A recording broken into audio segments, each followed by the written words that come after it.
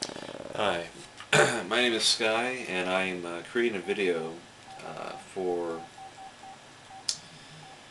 uh, some guy on YouTube named Calder Lorenz from NowPublic.com, who sent me a message asking, saying, Iraq in the New Year, what would you do?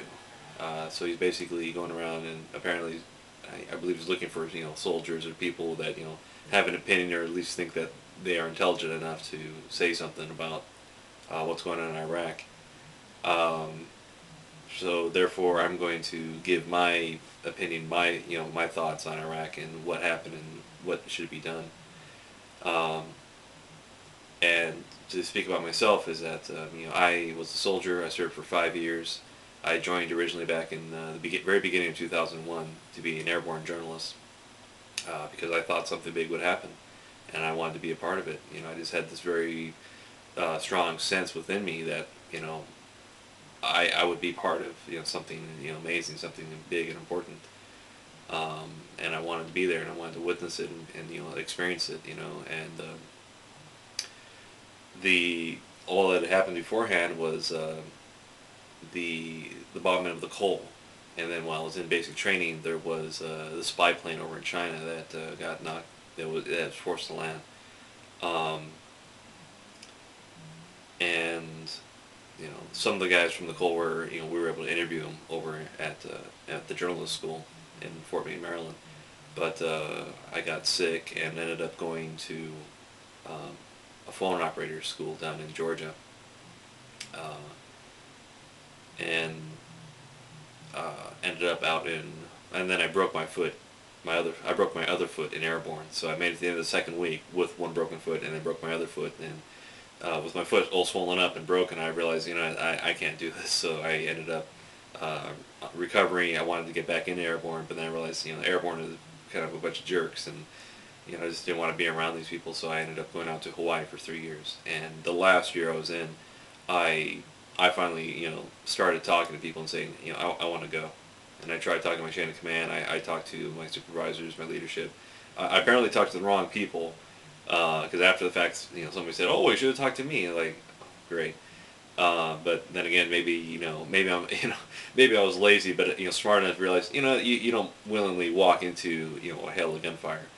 But at the same time, I did want to go. I did want to experience it, and I felt it was like my obligation because they said that Iraq is a lot like the Imperial Valley, in terms of heat and even smell and stuff like that. It's just, and I was like, what, I should be there.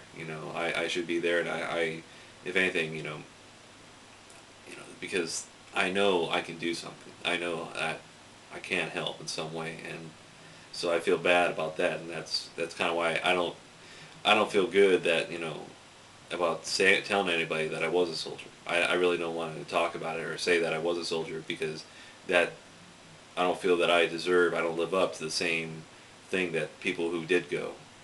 I'm not on the same level as them. I joined the army for 5 years and I consider my service a failure. So that is my opinion about it. Um, and but part of it too is that this is why I'm writing a book about my experience in the army, and so I'm calling it the Journal of Thinking Soldier. I'm 200 pages in. I got about probably another 100 pages, and I'm like 300, or like 200 pages in, and I'm 3 years into my term of service, and I'm getting a hard part because this is where it's a part where me and my fiance were living together, and I really truly felt love, and it was amazing what we had together, and then that fell apart, and so it's a little hard for me to write that part. But I really want to. What I'm going to try to do is my story is just capture what life is like for the military, and in a way, kind of use it as a recruiting tool for the military. Because frankly, there are good things for joining the military. There are so many good things, because let's face it, free health care, a steady paycheck, you're given a house, and your family's taken care of. What could be better? And when it's like if your face is like banging on the street or working some McDonald's job or working in the military, it better work in the military, because it's nicer and safer. And trust me, it's not as bad as you could think it is. You're not going to die in the military. Yeah, people die, but people die in anything.